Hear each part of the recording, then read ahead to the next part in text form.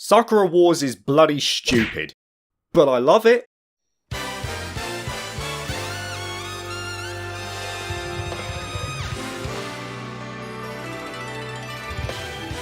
Sakura Wars, or Shin Sakura Wars the Sum, is the 6th mainline title in the iconic series. Developed and published by Sega themselves in 2019 for Japan and 2020 worldwide for PS4, this was effectively a soft reboot for the franchise, continuing the main canon of the overarching story that had been on extended hiatus after the commercial failure of Sakura Wars 5 in the West. However, despite its relation to the older title, Shin Sakura Wars was designed with both veterans and new players in mind, meaning those unfamiliar with the original Saturn titles can jump in here with no issue. Sakura Wars begins by introducing us to our main protagonist, Seijiro Kamiyama, a previous captain of a ship who has now been enlisted as the new head of the so-called Flower Division, a team that protects Tokyo from the threat of demons. However, just like the franchise itself, the Flower Division has seen better days, and as such it's up to Seijiro and the members of the division to restore it to its former glory. From here you progress in a fairly linear story. Now the game itself is best described as a hybrid. It contains elements of dating sims, visual novels and action RPGs, excelling in some areas while being mediocre in others. So let's kick off with the average parts and work our way up, starting with combat, which is flatter than a pancake on Shrove Tuesday. You take control of the mechs to do battle with the aforementioned demons, and it's very simple. You have light attacks, heavy attacks, dodges, special moves and team attacks. The rigidity of this system is apparent quite early on, as for instance you're not able to chain heavy attacks into light ones. You can only do it the other way around, making movement feel a little stiff. On top of that, there's no customization on offer for the mechs, so you're not going to be feeling any sense of progression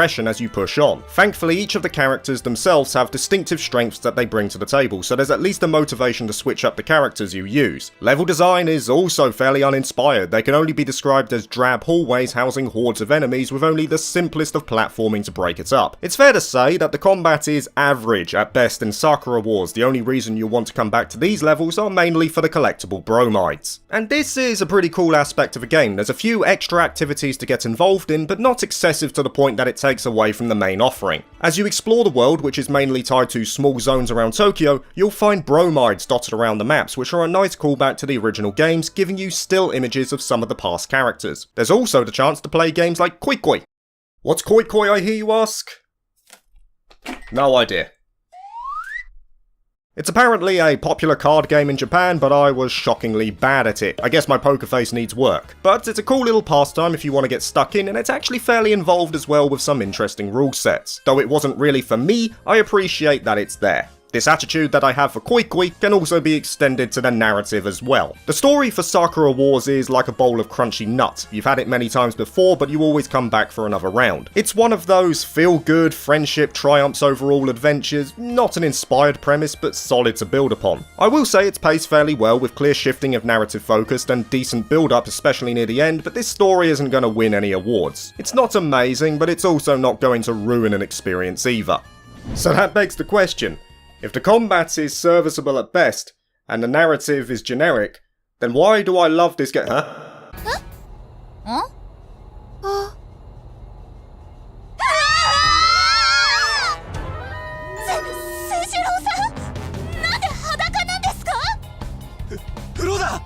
俺は風呂に入りに来ただけなんだ That might be the reason.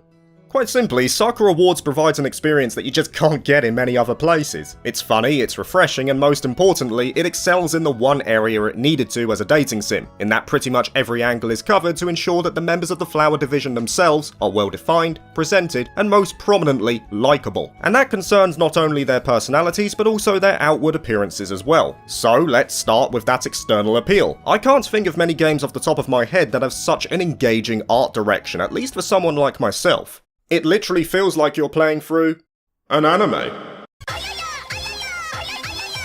The main character designs were done by Tite Kubo, the creator of a certain series called Bleach, which happens to be one of my favourite long-running shonen. Thank God it's coming back. But Kubo's style is perfect for this type of game. It acts as the main building block by which the presentation can shine. Sakura Wars does a great job in realising that the characters are not merely defined by their arcs or their dialogue, their designs and behaviours are just as important. The subtle movements that feel so natural to us are actually a window into the mind of each character. For example, Anastasia stands with a proper posture and air of confidence that that immediately gives you the idea of a more mature and seasoned character, whereas Sakura is more expressive as she jumps around in gleeful joy at moments that excite her. This level of detail also extends to their facial expressions. Eyes will move in noticeable yet natural ways dependent on the tone of a conversation, and it illustrates a notable level of quality that is made possible by the distinctive style of Kubo. And because of this super high quality presentation, it makes Sakura Wars a joy to watch. I sometimes got the sick urge to purposely choose the bad options just so I could see how ridiculous the situation became. When I thought it had reached its peak, it always found another way to make me laugh.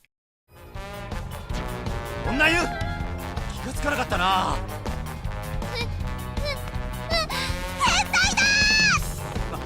待て。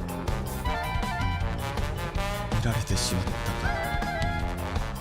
Now, in terms of what the gameplay entails when interacting with these events, if you've played any sort of visual novel, then you'll have an idea of what to expect. Via the live and interactive picture system, or LIPS, Seijiro will have plenty of opportunity to talk to the main heroines throughout this journey, and as he talks to them, he'll build rapport as their captain. These responses are split into certain categories. You have timed responses, which make up the majority, some are affected by how strongly Seijiro chooses to respond, and others will see you take on a first-person view to interact with the environment. This final template, or analog LIPS, which was a new addition to Shin Sakura Wars, is most notable in events called Tat-da-tat. I don't do French, okay? Known in English as heart-to-hearts, these are the more intimate moments between Seijiro and a heroine, still PG, but the developers decided to go all out with this part. For example...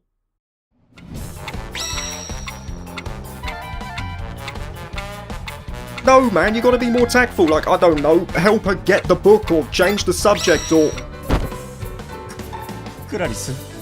Oh, it worked. Yes, of course it did. I forgot that I am dealing in anime relationships. Maybe I should be taking some notes. But in all seriousness, these events in the bubble of Sakura Wars are great, and they'll give you a good insight into each character in addition to the plentiful other instances throughout the game, meaning that every player is going to find a favourite. And that's the one thing I think Sakura Wars is best at. Every character in the game is likeable and has their own moments in the spotlight. They're distinctive from each other but charming in their own ways, which is actually quite difficult when you think about it. My biggest worry with Sakura Wars is that I thought this would be a classic case of Cold Steel 1 syndrome, where everyone seems to gravitate to the main character rather than feeling like a team. Sakura Wars thankfully does not have that issue. All of the members have great chemistry together even in the absence of Seijiro. The relationships between them are great, lots of support and pep talks that involve the team as a whole rather than one member doing all the legwork. And that really rams home the idea that the Flower Division are together, which at least allows the plot to deliver on the premise it sets out to accomplish. Though the narrative beats are undoubtedly lacking in aspects, it's propped up by the characters who take centre stage, and the game is all the better for it.